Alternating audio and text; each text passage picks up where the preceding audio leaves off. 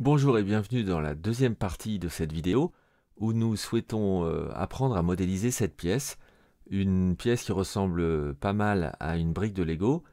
Comme vous le voyez dans la première partie de la vidéo, nous avons créé ce pavé. C'est pas grand chose, mais c'est le premier élément pour un grand débutant, apprendre à faire sa première esquisse et sa première protrusion pour créer de la matière. Je vous rappelle que pour orienter la pièce et mieux la visualiser, si vous avez sélectionné en faisant clic droit, style de navigation, gesture, vous pouvez déplacer la pièce en faisant clic droit, vous déplacez votre souris et ça déplace la pièce, ou clic gauche et déplacer la souris permet d'orienter la pièce, et pour zoomer, molette centrale de la souris. Allons un peu plus loin maintenant, essayons de créer les cylindres qui permettront à la brique de Lego de s'emboîter aux autres briques. Pour ça, nous allons faire comme dans la précédente vidéo, une protrusion. Pour faire une protrusion, on crée d'abord une esquisse. Donc on sélectionne Créer une esquisse, ici. Le logiciel nous demande de choisir un plan sur lequel va être dessinée l'esquisse. Je choisis le plan XY, qui est un plan de référence. Je pourrais choisir un plan qui appartient au pavé que nous avons créé, mais pour des raisons que je n'expliquerai pas tout de suite pour une question de simplicité, je vous conseille toujours d'utiliser des plans de référence, soit les plans créés par défaut par le logiciel, soit des plans que vous créez vous-même. Ça vous évitera des déboires pour des conceptions plus complexes. Donc je choisis le plan XY, c'est d'ailleurs le même que le plan que nous avions utilisé pour faire la première esquisse. Nous revenons dans cet environnement 3D qui nous permet de dessiner une esquisse, mais maintenant je suis un peu gêné. Je suis gêné parce qu'il y a de la matière. Vous voyez, je ne vois plus le point central de référence de mon esquisse, parce qu'il est caché par la matière. Je vais donc changer le mode de visualisation, et ce que je vous montre là, c'est aussi valable quand on est dans l'environnement 3D de FreeCAD, pas seulement dans l'outil d'esquisse. Je fais un clic droit, style de représentation, et filaire. Filaire, ça veut dire que la matière est cachée, mais les arêtes sont montrées. Maintenant, je retrouve mon point de référence ici, je peux le sélectionner, et ça va bien m'aider pour pouvoir dessiner mon esquisse. Alors, je vais dessiner un cercle qui va me permettre de faire un cylindre. Donc, pour dessiner un cercle, eh bien, je sélectionne l'outil cercle, ça tombe bien, il y en a un ici, créer un cercle. Je fais un clic gauche pour créer le centre du cercle, j'écarte ma souris, un deuxième clic gauche, et un cercle est créé. Très bien, j'ai un cercle, mais il n'est pas positionné au bon endroit. Vous voyez que, comme d'habitude, près de mon pointeur de souris apparaît un petit signe qui m'indique que je suis encore dans la fonction créer un cercle. Je suis dans la fonction créer un cercle, mais maintenant je voudrais juste positionner ce cercle. Pour sortir de la fonction, soit je rappuie là-haut sur la fonction créer un cercle, soit je fais clic droit dans la fenêtre de visualisation. Voilà. Ma souris est devenue à nouveau un pointeur et je vais positionner le centre du cercle. Je décide que ce point doit être sur cet axe.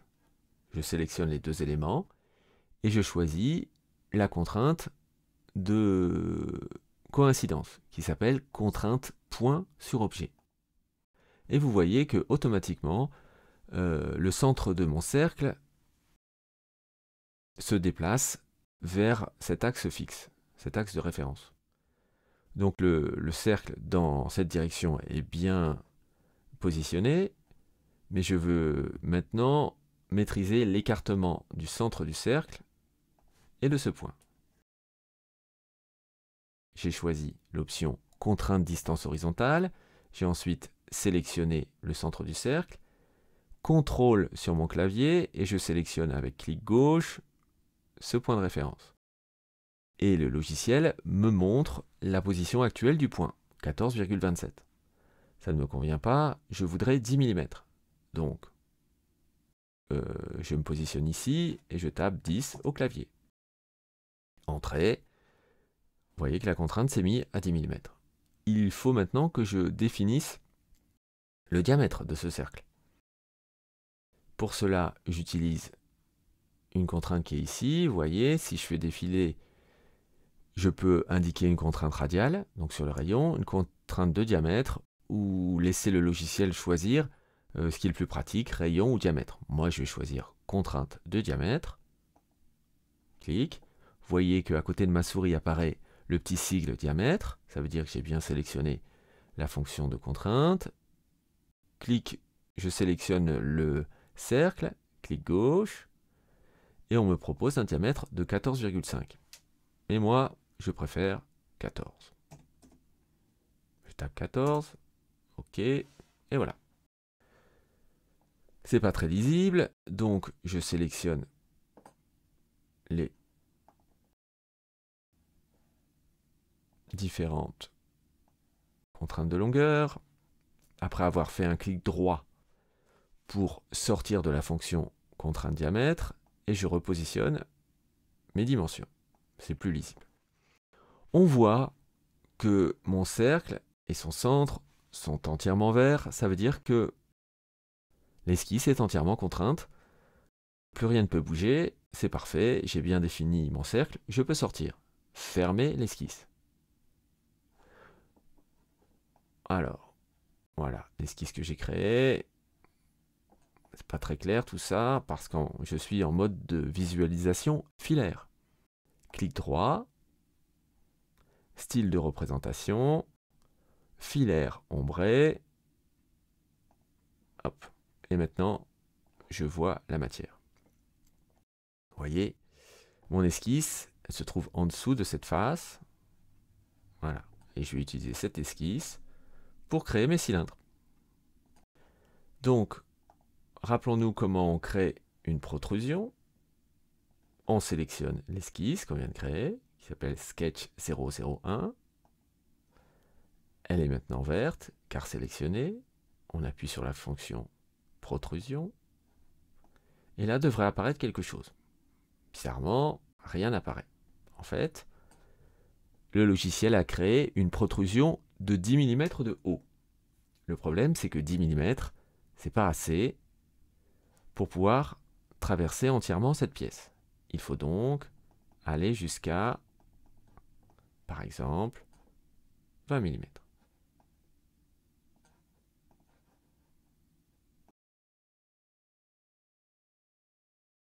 Voilà, nous avons créé notre premier cylindre. Alors, maintenant, il nous manque un cylindre quand même pour pouvoir avoir une brique qui ressemble un petit peu plus à une brique. On pourrait créer une deuxième esquisse, mais plutôt que de créer une deuxième esquisse, on va modifier la première. On sélectionne l'esquisse, clic droit, modifier l'esquisse, et on se retrouve dans notre environnement 2D.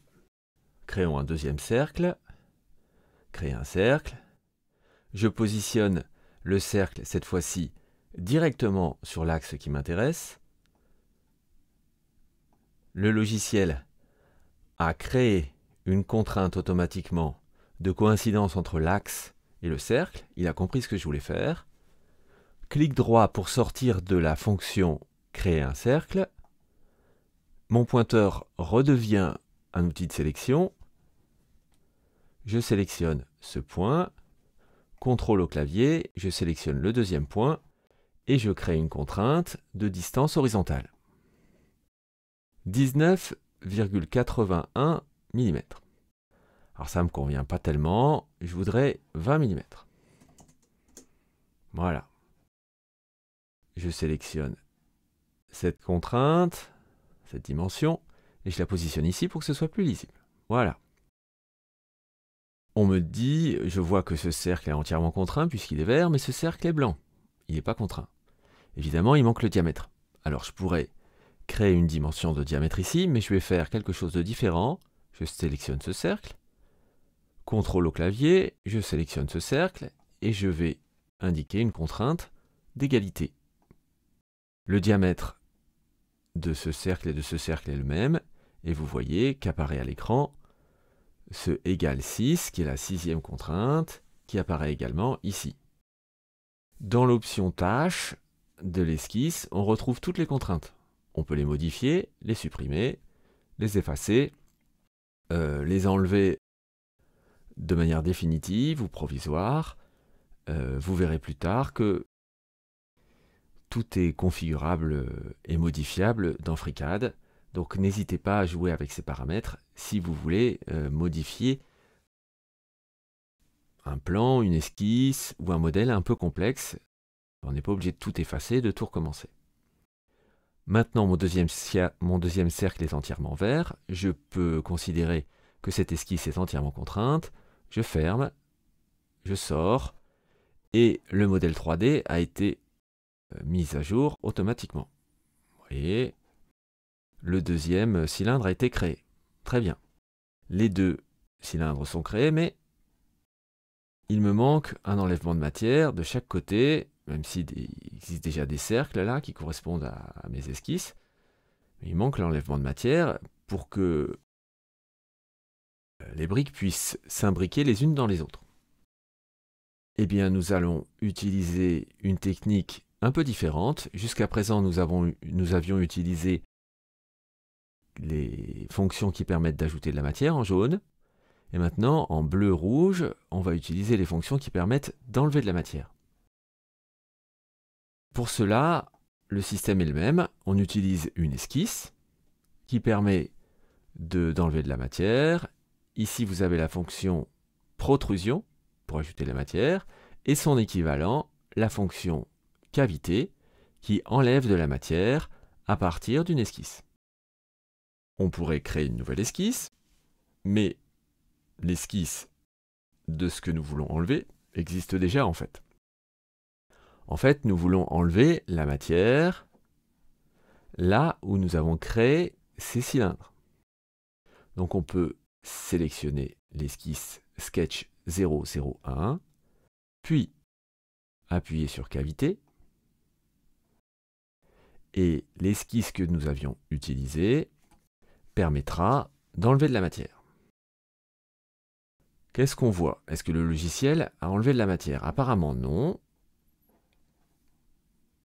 Si je modifie la hauteur de l'enlèvement de matière, ça ne change rien. C'est gênant. Que se passe-t-il? Eh bien, il y a de fortes chances que le logiciel ait décidé d'enlever de la matière dans la mauvaise direction. C'est-à-dire que plutôt que d'enlever de la matière dans cette direction, il enlève de la matière dans le vide. Alors, cherchons un moyen de résoudre ce problème.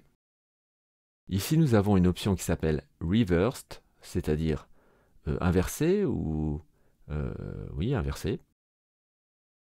Et si j'appuie sur cette option, on s'aperçoit que, effectivement, maintenant, le logiciel enlève de la matière dans le bon sens. Il faut qu'on vérifie. La hauteur de notre plot ici, c'était 5 mm. Donc ici, on pourrait aussi... Voilà, 5 mm, ça suffit. On pourrait avoir plus que 5 mm, mais il ne faudrait pas moins, sinon on va avoir du mal à imbriquer les briques. Ok. Voilà. On voit dans notre arbre de construction que pad 001, qui correspond au cylindre, aux deux cylindres que nous avons créés, utilise l'esquisse Sketch 001, tout comme Pocket, donc les deux trous cylindriques ici, qui utilisent la même esquisse. Bien sûr, on aurait pu créer nous-mêmes une esquisse. Maintenant, disons que je souhaite changer un peu mon design. Le diamètre, ici, qu'on a indiqué, me paraît trop grand ou trop petit. 14 mm, finalement, c'est pas un chiffre qui sonne bien, je trouve. Donc, peut-être qu'il serait mieux de changer. Donc, je double-clique sur la dimension et j'ajoute 1 mm, 15 mm. Comme le diamètre ici change, celui-là qui est égal change. Je ferme l'esquisse. Et évidemment, ce changement est répercuté à la fois sur la taille des cylindres de protrusion, mais aussi sur les trous, puisque l'esquisse est la même. Voilà comment modifier facilement un modèle. Et le fait d'avoir utilisé la même esquisse nous permet de faire une seule modification pour changer tout le modèle. Voilà, j'espère que vous avez appris plein de choses sur la modélisation et la conception de pièces avec FreeCAD. Vous voyez, c'était une pièce très simple, mais les principes qu'on a utilisés aujourd'hui, vous pouvez les utiliser pour créer des pièces bien plus complexes, des ensembles incroyables, et en faisant des assemblages, vous pouvez créer à peu près n'importe quel objet. Bien sûr, vous utiliserez des fonctions pour ajouter ou enlever de la matière qui seront peut-être un petit peu plus complexes et sophistiquées, mais les principes de base restent les mêmes. À vous de jouer maintenant. Vous pouvez évidemment poser vos questions dans les commentaires, diffuser cette vidéo à ceux que ça pourrait intéresser, et puis vous abonner pour, pourquoi pas, avoir les vidéos suivantes. Je vous rappelle que dans les vidéos suivantes, on va essayer d'apprendre à faire un assemblage avec cette pièce, à mettre cette pièce en plan, et à exporter un fichier pour pouvoir imprimer la pièce en 3D sur une imprimante 3D. Merci beaucoup, et à bientôt.